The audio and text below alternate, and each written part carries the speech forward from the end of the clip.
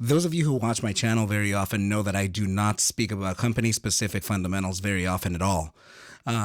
In this case, GSUN seems to be part of a bigger capitulation event due to fundamental issues. So we're going to go ahead and touch on that within this video. What is up, you guys? Thank you so much for stopping by. Once again, this is ARCa coming at you with a GSUN statistical. Actually, you know what? We're going to focus on raw price action and technicals thread of analysis today. Before we get started, please make sure to subscribe to the channel, like the video, share the video with a friend so that you and them could consider joining our trading community in Discord called ARCa. With that said, let's go ahead and dive right in.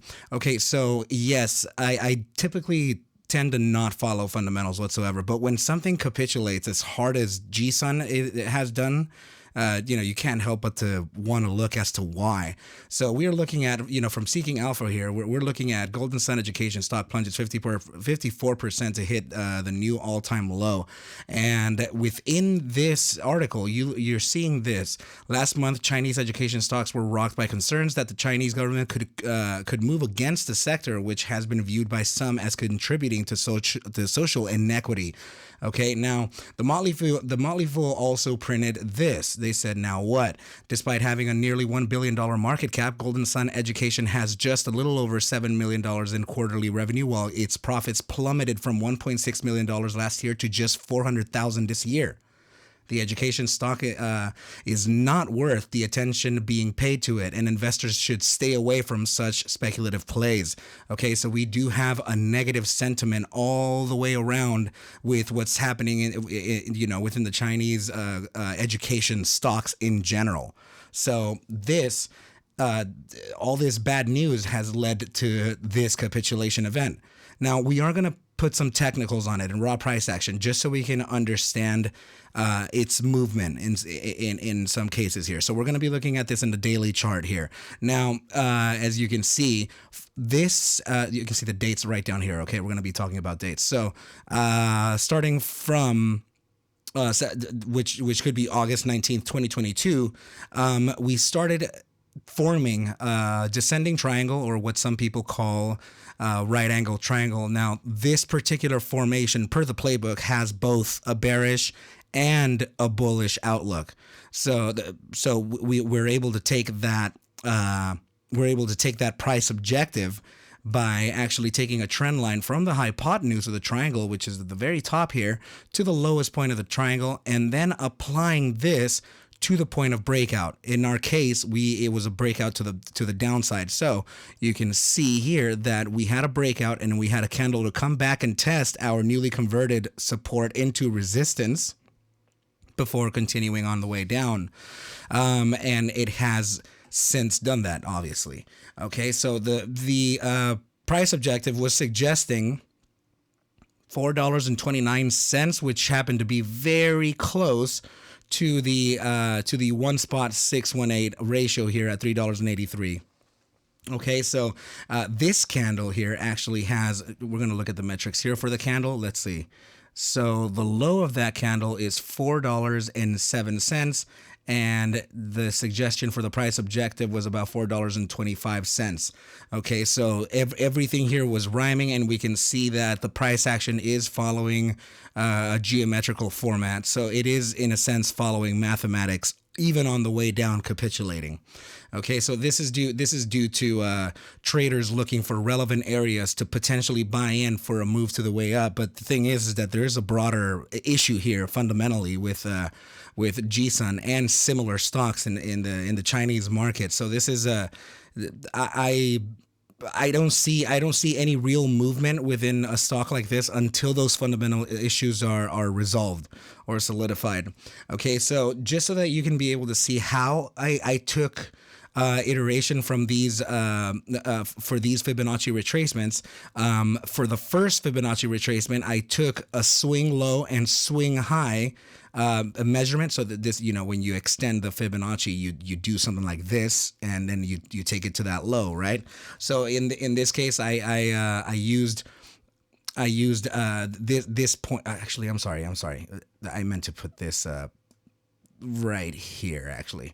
So for the daily candle, the swing low and the swing high of that daily candle. So from right here to right here, and you can see it when I point the cursor, and you can see the horizontal line right near it.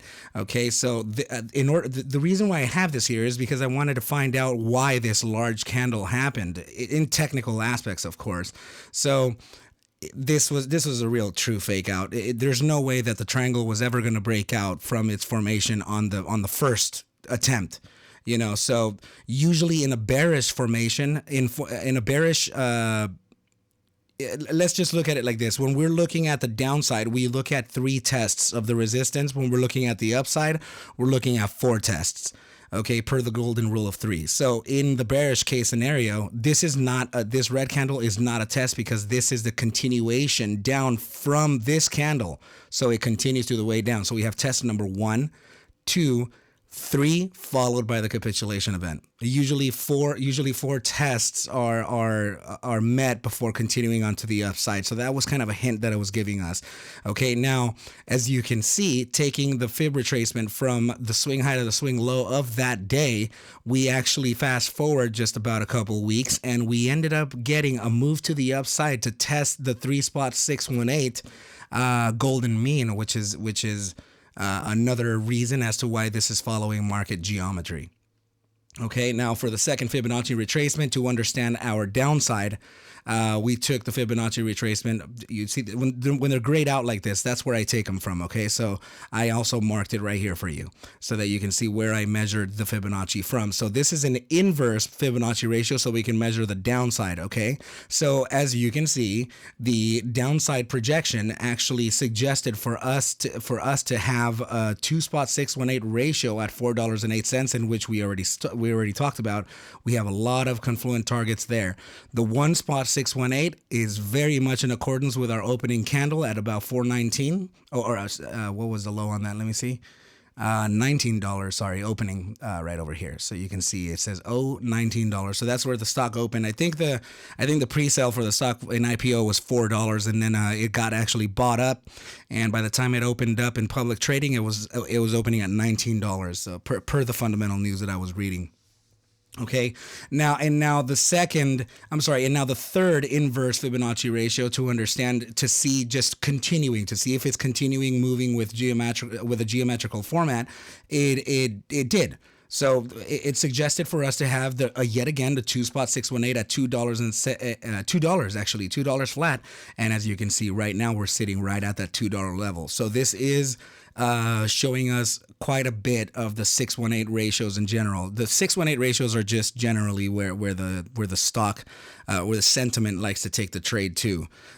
Interesting thing here, actually, aside from stock, the 618 ratio is actually used in natural sciences, used in art. It's a golden mean, a golden ratio for us to consider within the stock trade as well, right? So there's different theories, different strategies and stuff, but it's not worth going into in this video. Okay, so now that we know the pattern in which the GSUN asset is moving, let's move on to the next chart. So this is another thing that I'm looking at here. This is the 2-hour chart for GSUN, and we are building in the immediate short-term time frame a descending channel. Usually descending channels present a reversal of trend after they're solidified. Now, for us to be able to get this channel solidified to the upside, we have to understand that we're in a 2-hour time frame. It is smaller, which is why we may see a little more grain or distortion within the price action here. It's not going to be as clear as us looking at a daily candle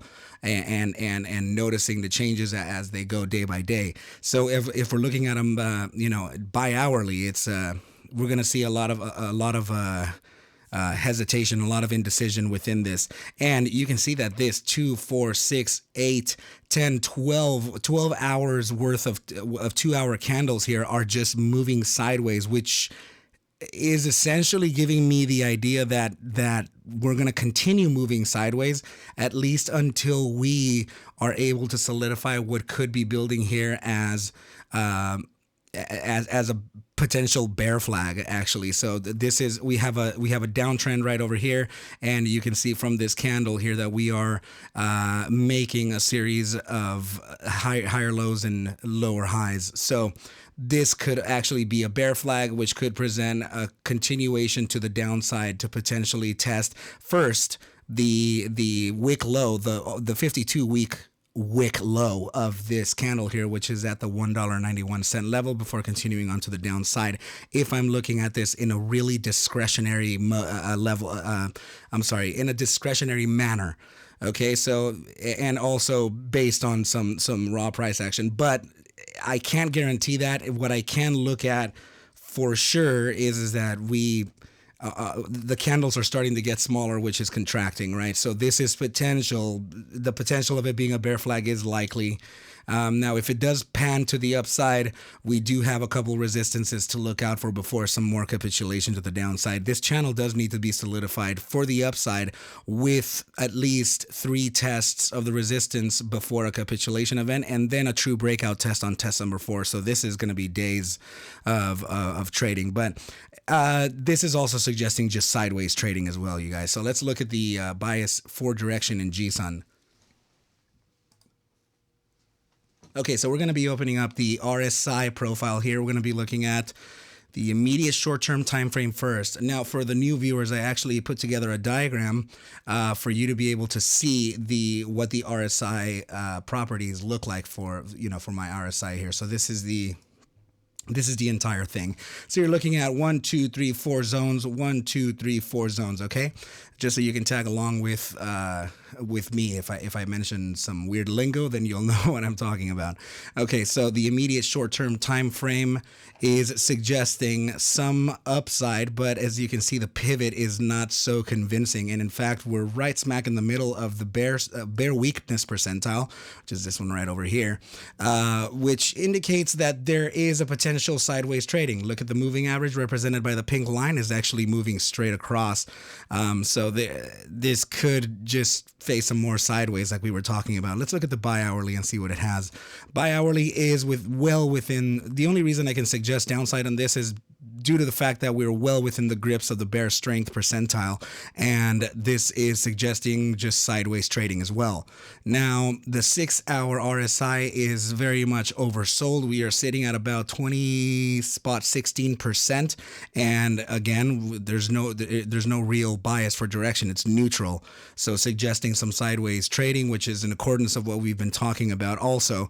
Now let's look at the daily chart here. The daily chart is also not suggesting any bias for direction.